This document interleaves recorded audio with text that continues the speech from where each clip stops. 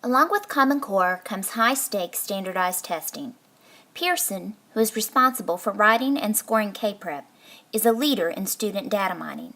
Education happens to be the world's most data mineable industry by far.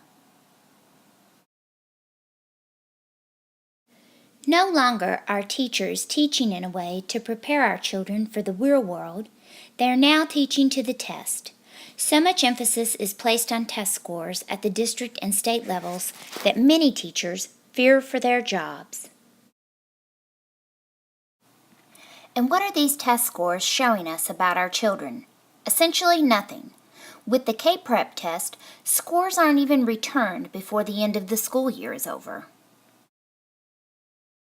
In a recent blog post by Kentucky's Education Commissioner Terry Holliday, he even admits there is an overemphasis on testing and that the U.S. is the only country in the world that seems totally fixated on annual testing.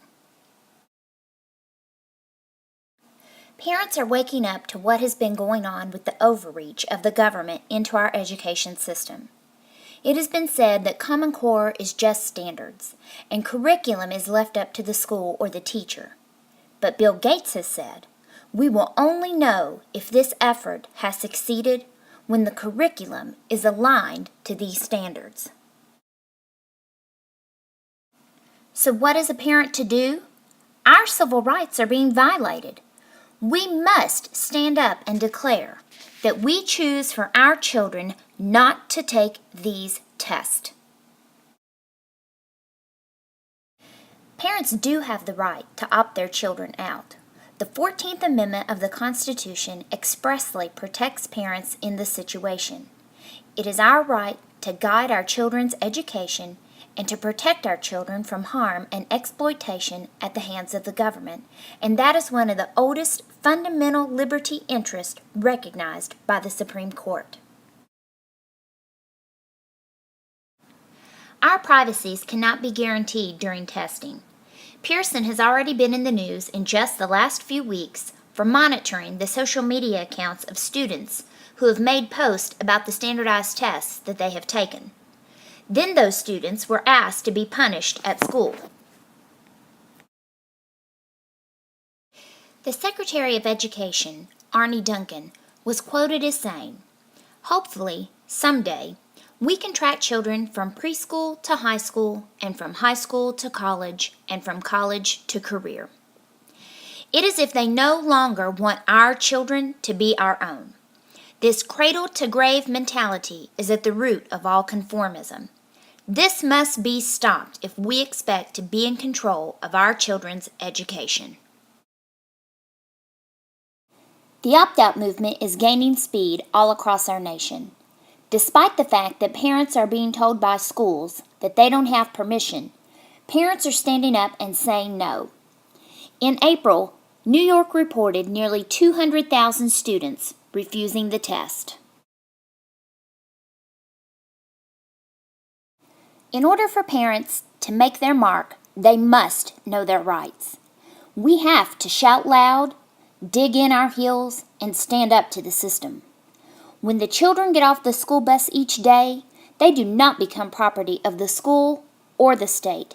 They are still our kids. Each child learns at their own pace and in their own way. Common Core and standardized testing are trying to make all children the same. More and more, our kids are taught less art, music, and gym, less things that invoke creativity and imagination. This all leads back to federal funding if you'll follow the money trail. Our children deserve better.